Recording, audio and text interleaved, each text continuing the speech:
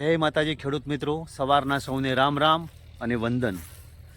તો આજ આપણે એક એવા ખેડૂત વિશે વાત કરવાના છીએ કે ખરેખર બહુ તકલીફમાં છે।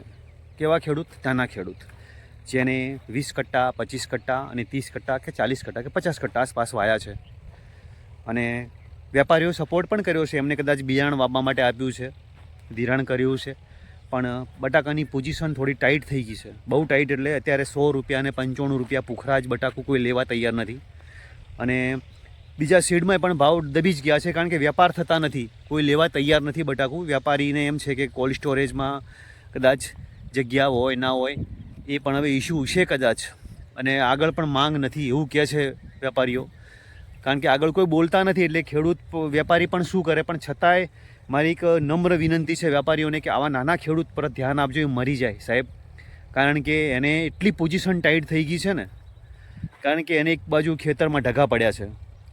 પછી અત્યારે બારદાન લેવા જઈએ ને સાહેબ, તો 30 રૂપિયા બારદાનના છે, તોલવાળા 18 રૂપિયા અને 20 રૂપિયા તોલવાળા માગે છે, છતાંય 100-200 કટ્ટા ભરવા આવતા નથી। એટલે ખરેખર બહુ જ તકલીફ છે ખેડૂતોને। એટલે તમે આ નાના ખેડૂત તરફ થોડું ધ્યાન આપો એવી મારી નમ્ર વિનંતી છે વેપારીઓને, અને એમનો માલ ખેતરમાંથી થોડો ખાલી કરાવો, કારણ કે એમને નવી ખેતી કરવી છે તો ક્યાંથી કરે? પૈસા તો ચલો એ ક્યાંકથી વ્યાજવા લઈને કામ કરી નાખશે, પરંતુ આ જે માલ ઉપડે તો જ નવી ખેતી થાય ને। મારી એક નમ્ર વિનંતી છે વેપારીઓને કે સાહેબ આવા નાના નાના ખેડૂતને સપોર્ટ કરજો સાહેબ, બહુ તકલીફમાં છે। કાલે અમે એક ખેતરમાં ગયા હતા, ત્યાં લગભગ 8-10 ખેડૂત ભેગા થઈ ગયા કે મારા આટલા કટ્ટા છે શેઠ લઈ જાઓ, આટલા કટ્ટા છે શેઠ। કીધું હું વેપારી નથી સાહેબ, અને ખરેખર મારે વિડીયો બનાવવો તો પણ મેં ના બનાવ્યો, કારણ કે હું એ કોઈની મજબૂરી જોઈને મારો દિલ, હું પણ ખેડૂત જ છું સાહેબ, બરાબર છે ને, કોઈની મજબૂરીનો વિડીયો બનાવવામાં મજા નથી સાહેબ, બરાબર છે। એટલે એ મજબૂરી ગણાય સાહેબ।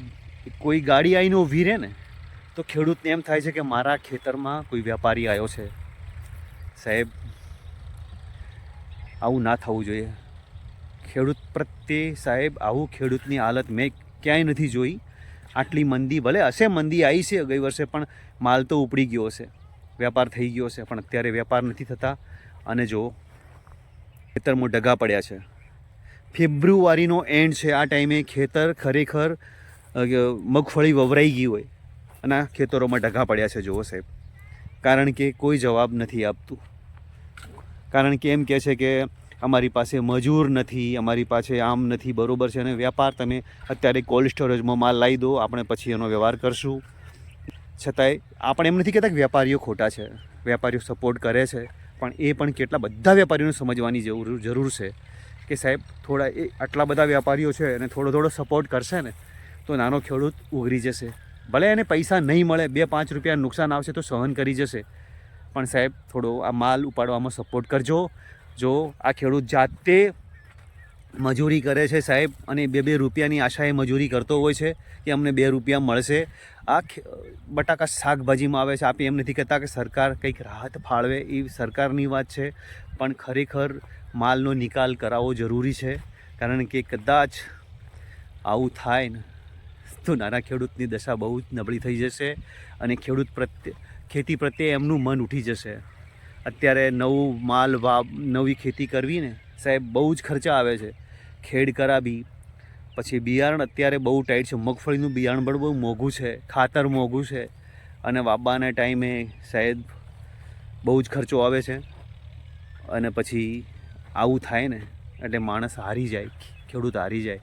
તો સાહેબ સપોર્ટ કરજો, આ વિડીયોનો બને એટલો શેર કરજો, કોમેન્ટ કરજો અને લાઈક કરજો, બરાબર છે।